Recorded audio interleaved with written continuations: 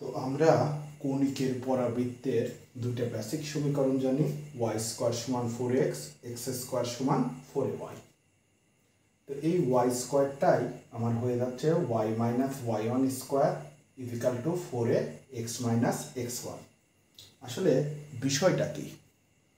বিষয়টা হচ্ছে যখন এই ডটেড এই লাইনটা হচ্ছে অক্ষরেখা, অক্ষরেখাটা যখন এক্স অক্ষের সমান্তরাল, তখন a00 বদলে হয়ে যাচ্ছে x1y1, যেখানে এটাকে আমরা জানি শীর্ষবিন্দু, এসটাকে জানি উপকেন্দ্র, এবং অক্ষরেখাটা এই ডটেড লাইন সেটা কিন্তু ডাইরেক্ট এক্স অক্ষ না, এক্স অক্ষের সমান্তরাল।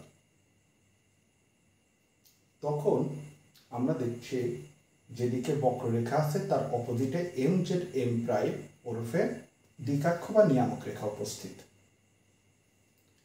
তো এই Y minus one whole square এটারই কিন্তু আর একটা সূত্র, X equal to A Y square plus B Y plus C.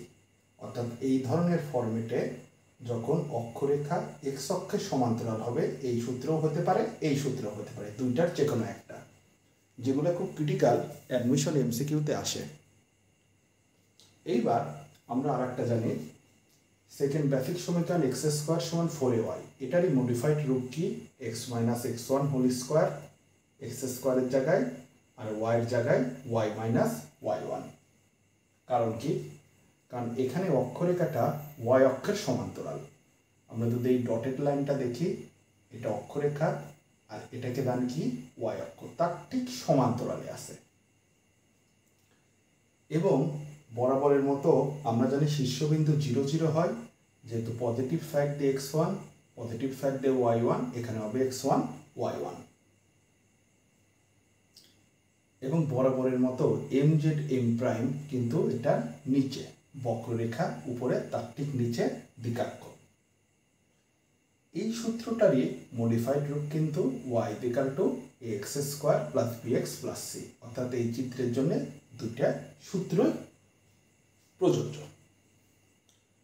তো সেই জন্যে আমাদের যে জিনিসটা খেয়াল রাখতে হবে, যখন বক্ররেখা আমাদের এক্স অক্ষের উপর আসতেছে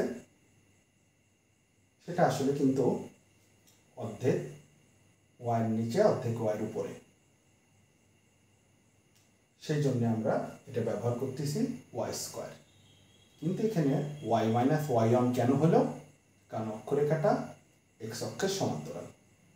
আবার আমরা যদি খেয়াল করি, এই বক্ররেখার অর্ধেক এক্সের ডানে বামে, সেজন্য এক্স স্কোয়ার, কিন্তু তার বদলে আমরা এক্স মাইনাস এক্স ওয়ান কেন ব্যবহার করতেছি? যেহেতু অক্ষরেখাটা ওয়াই অক্ষের সমান্তরাল।